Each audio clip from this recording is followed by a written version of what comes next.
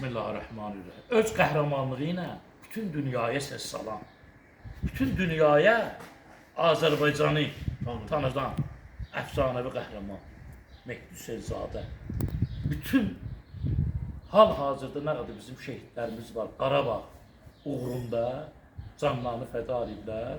Əfsanəvi qəhrəman Mehdi Hüseynzadədən, Həzi Aslanovdan, Qafur Məmmədovdan, Hüseynbala Əliyevdən. Bunlar sələflərdir.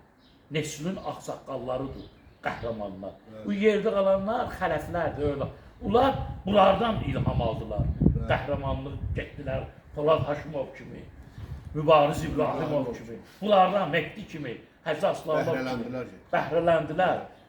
Güc aldılar bunlardan, getdilər qabağa. Ona görə də Mehdi Hüseynzadə dahi şəxsiyyətdir.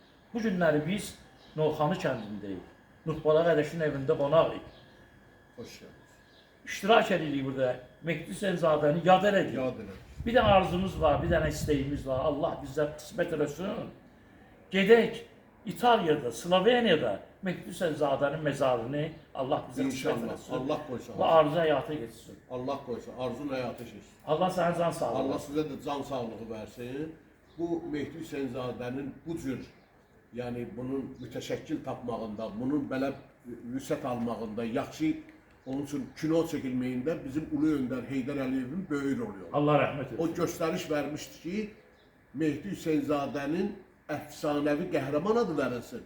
Hem de onun əfsanəvi qəhrəman adı almağına göre onun filmini de Həsən Seyidbeyligili bunlardan bir həyətdə olmuşdu. Bunlara yaxşı bələd idi.